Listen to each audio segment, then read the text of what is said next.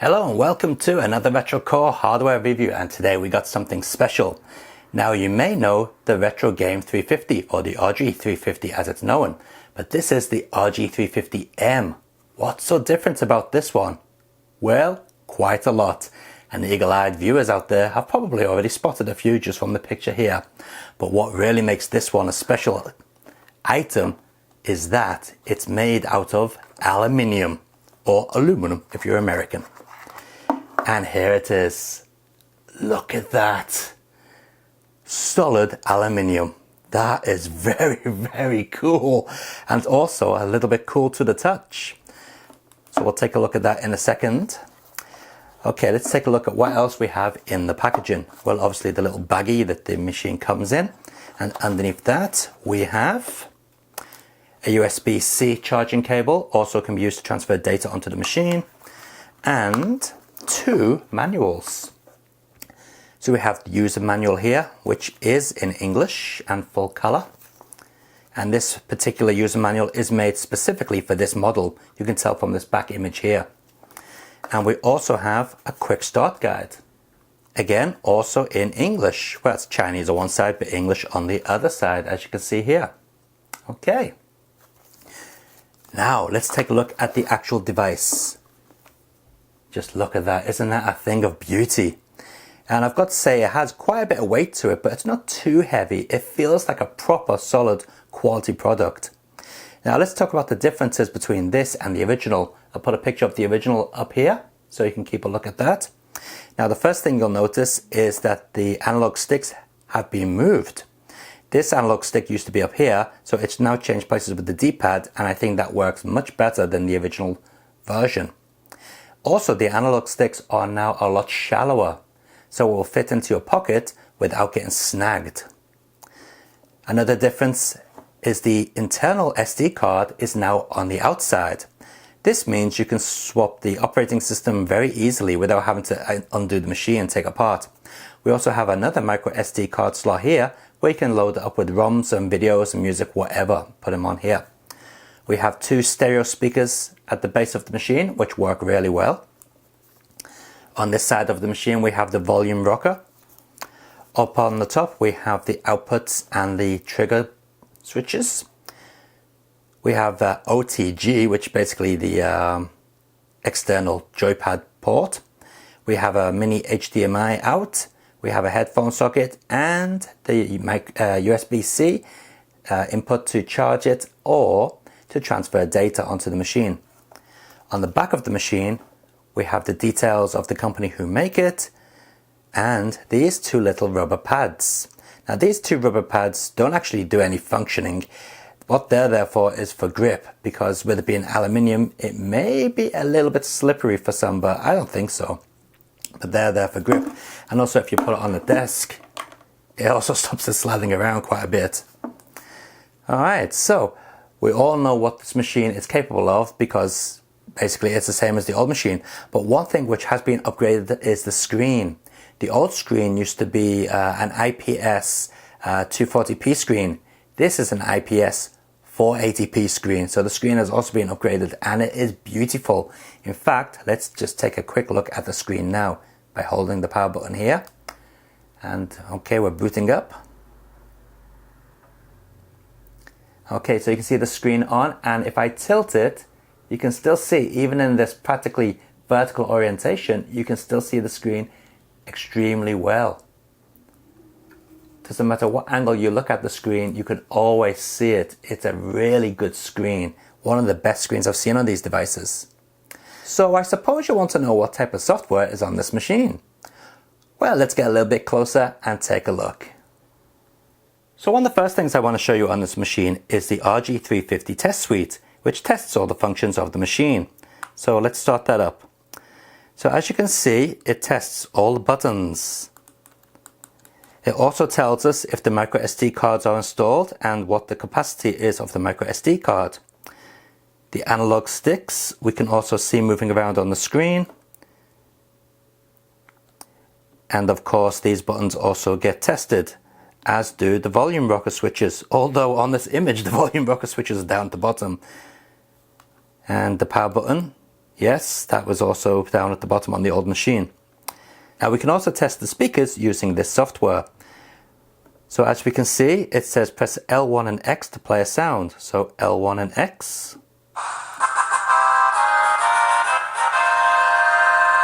So we can see the sound is working. And something else this machine also has is haptic feedback. So pressing L2 and R2 will activate the rumble feature. Yep, that's rumbling away there. Okay. So next up, let's take a look at the emulation. Now, as to be expected, the emulators on this will all work really, really well. But one that I'm sure that you really want to see is PlayStation. How well does PlayStation work on it? Well, extremely well, I believe. As you can see, this particular device came with all these games built in. Now, I don't know if you're going to get all those games built in when you buy it, but they were on this machine when bought. Let's start off with a bit of Mega Man 6.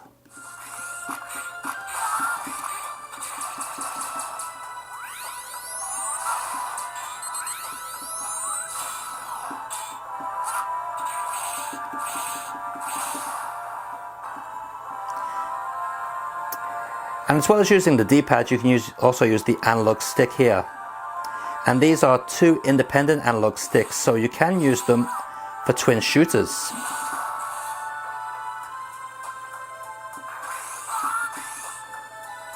Now to exit the emulators depends on what type of emulator it is, but this particular emulator, pressing the power button will take you back to the main select screen.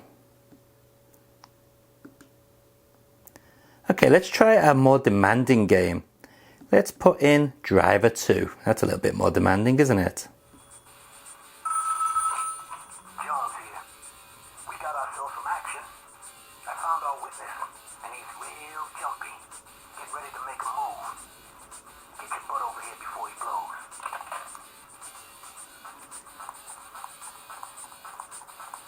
blows. No, I haven't played this in years. How do I get in the car?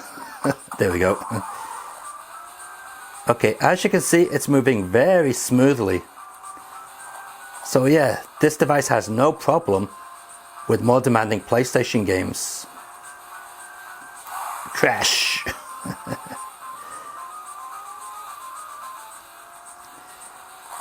So obviously this is going to play pretty much anything you throw at it, but what I'm interested in seeing is how good is the video out via HDMI.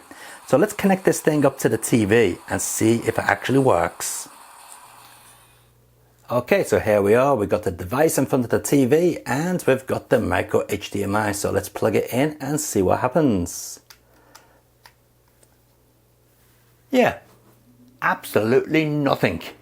So just like the original RG-350, this has a TV out on it, but it doesn't do anything.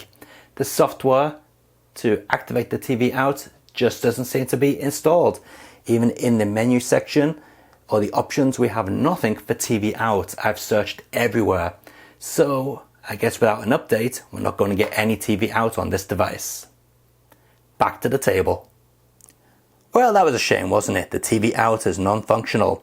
But at least the machine has its own built-in IPS screen, which is really good.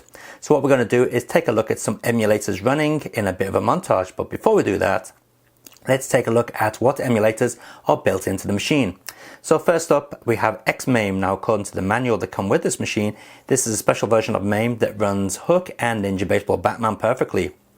We've got DOSBox, Final Burn Alpha, NES, Game Boy Color, Mega Drive, Master System, Game Gear, and 32X, Open Beats of Age, Wonder Swan, PlayStation we saw just before, another Mega Drive emulator, Super Nintendo, Game Boy Pocket, Game Boy Advance, PC Engine Pocket, we've got PC Engine Pocket, Neo Geo Pocket, PC Engine, and Neo Geo, and good old MAIM. So let's take a look at some of these emulators running some games. We'll start off with a bit of Final Burn Alpha.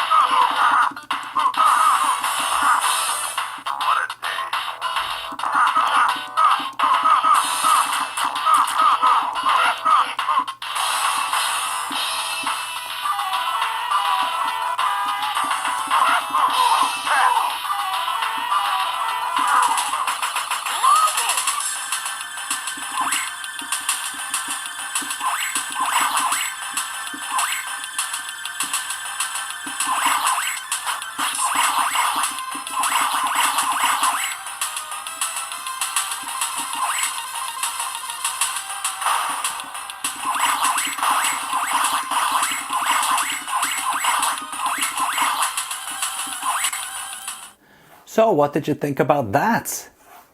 It's a pretty impressive device, isn't it? It ran everything I threw at it perfectly fine. So yeah, a lot of arcade stuff, the console stuff, PlayStation and lower will work on this. Unfortunately for the Dingo operating system which this uses, there is no Dreamcast or PlayStation 2 or PSP, and I don't think a Nintendo 64 emulator either. But what it does play, it plays really well. Even the Game Boy Advance stuff worked perfectly fine, as you saw with Duke Nukem 3D there. And yeah, this new model with the analog sticks down the bottom does feel a lot better to use than the old model, which was also excellent. And yes, you can still configure it to play games in vertical resolution using this as your joystick and these as your fire buttons. You can also use these if you wish. So yeah, I am really happy with this device. Now it does cost more than the regular version, but then again, as I said, it does have a better screen and the whole body is made out of an aluminium alloy, so it feels really good to the touch. In fact, it feels premium. It feels more premium than some of the big name handheld consoles, since they're mostly made of plastic. Now, taking a look at the spec sheets here, where's it gone? According to the spec sheets, it has a JZ4770 processor running at 1 GHz with a DDR2 RAM of 512 megabytes. So not a lot, but it seems to run everything just fine. As you can see here, it's running Tekken 3, and yeah, it's working just fine. Also, the lithium-ion battery, because I know people are going to ask, is a 2500 milliamp lithium-ion battery. And I've had this going now for at least 2 hours, and it's still over 50%, so take that for what you will. Okay, and as mentioned, it does have a haptic feedback, so games that do feature haptic feedback will also have the vibration using this device. So yeah, overall a very nice device. It's not the cheapest device out there, but you get what you pay for. You pay more, you get better quality. So there's a link in the video description down below if you're after one of these. Check out that link, I'll be very happy if you do. And until next time guys, take it easy and keep on gaming. If you've got any questions about this device, stick them in the comment section down below. And please don't ask me, does it have Pokemon games built in? The answer is, yes it does. If you're asking me if it's got any other types of games built in, I'm not going to answer because I haven't gone through every single game on here. And even if it doesn't, you can go and add them yourself. As long as you own the legitimate original copy, that is. Okay, until next time. See ya.